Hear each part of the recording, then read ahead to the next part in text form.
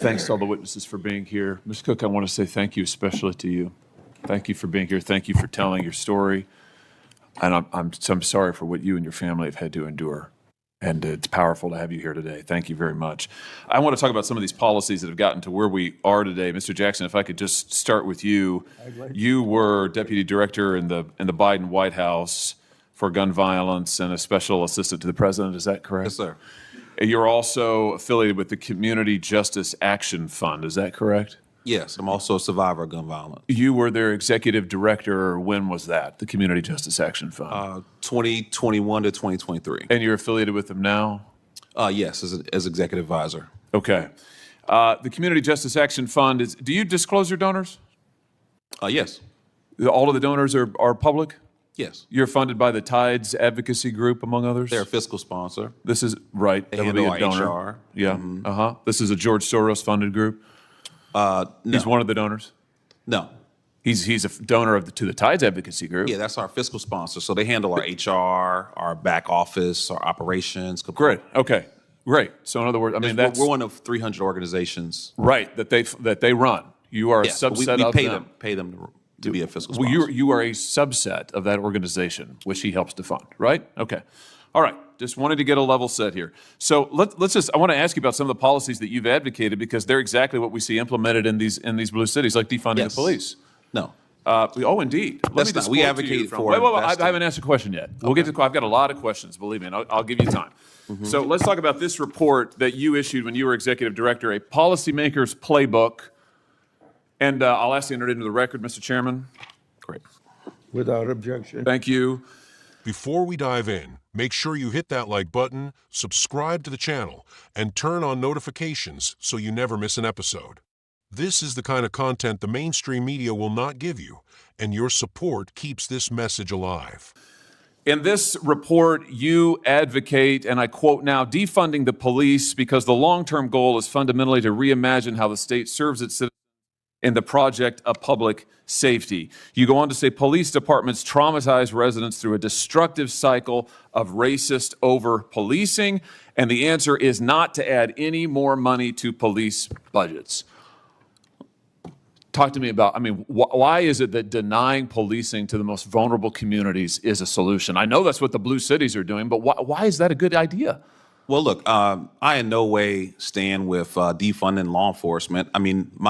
That's what your report says. Sheriff Mike Sheridan, who taught me how to drive when I was 16 years old. Wait. Your report, when you were executive director, said you wanted to defund the police. Do you renounce this report? Mr. Jackson, do you renounce the report that you authored as executive director? Here it is. You're the second senator to bring up an op-ed This isn't an op-ed. This is your report, a policymaker's playbook to reduce gun violence without policing communities. Okay. Community Justice Action Fund, copyright 2023, when you were executive director.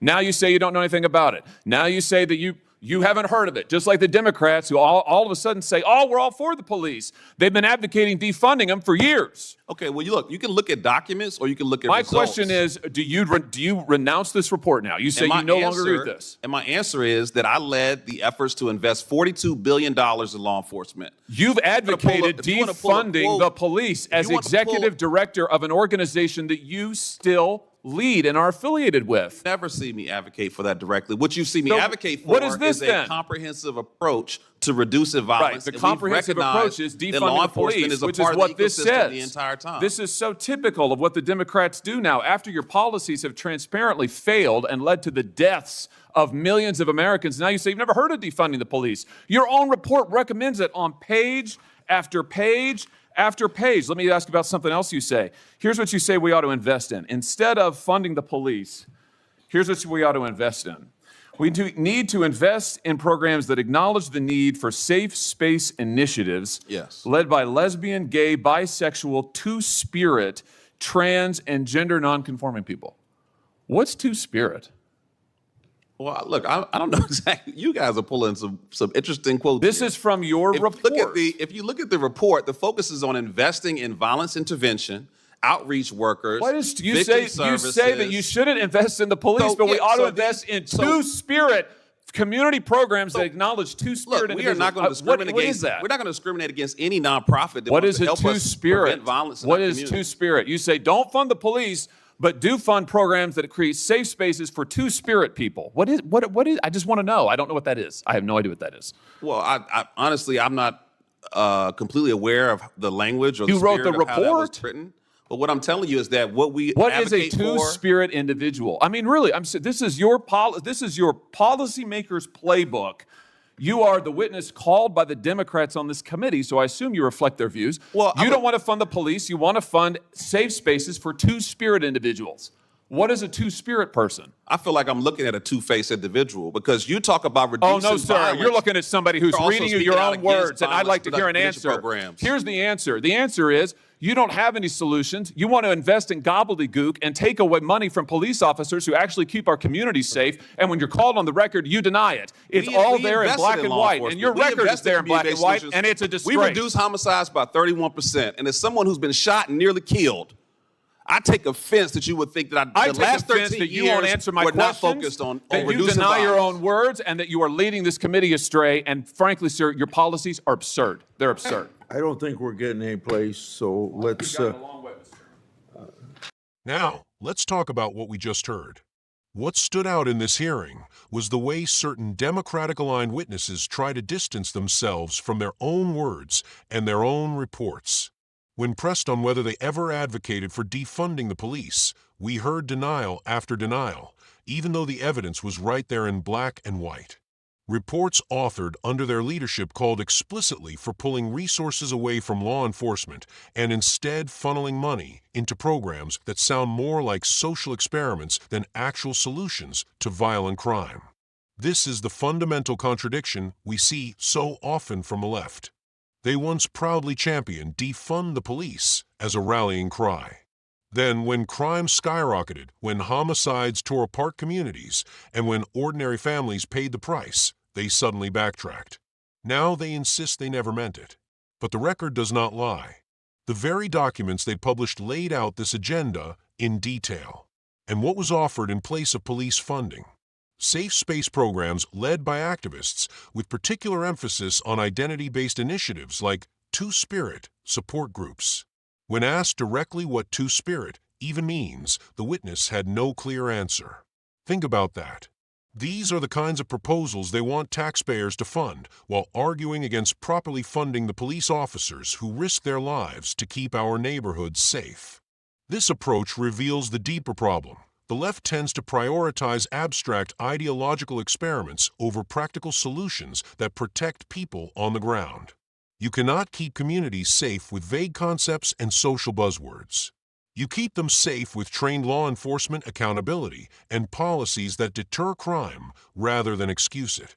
Now here is where conservatives can offer a principled alternative. It is not about ignoring the need for community programs or violence prevention. Those can play a role. But the foundation must always be law and order. A functioning justice system depends on well-trained, well-funded officers who can respond quickly when lives are on the line. Once that bedrock of security is in place, then yes, we can also invest in outreach programs, rehabilitation, and opportunities for young people. But you cannot start by tearing down the very institutions that hold society together. What makes this issue so important is that the consequences are not abstract. They are measured in human lives. Families have lost loved ones because of policies that weaken policing and embolden criminals. The rhetoric of reimagining public safety may sound compassionate in theory, but in practice it left the most vulnerable communities exposed. That is a fact that cannot be denied. And here is the final point. America has always thrived when we balance compassion with responsibility. Conservatives believe in the dignity of every person, but also in the rule of law. We believe in second chances, but we also believe in accountability. When Democrats push policies that undercut law enforcement and replace them with untested social theories, they abandon that balance, and the results are clear for everyone to see. If we want safer streets, stronger families, and real justice, we must support those who actually enforce the law while demanding accountability from leaders who attempt to rewrite their record. America deserves nothing less. So let me know what you think in the comments below. Do you believe these left-wing policies have made us safer, or have they made things worse? And remember, like, subscribe, and share this video so we can keep spreading a message of truth and accountability.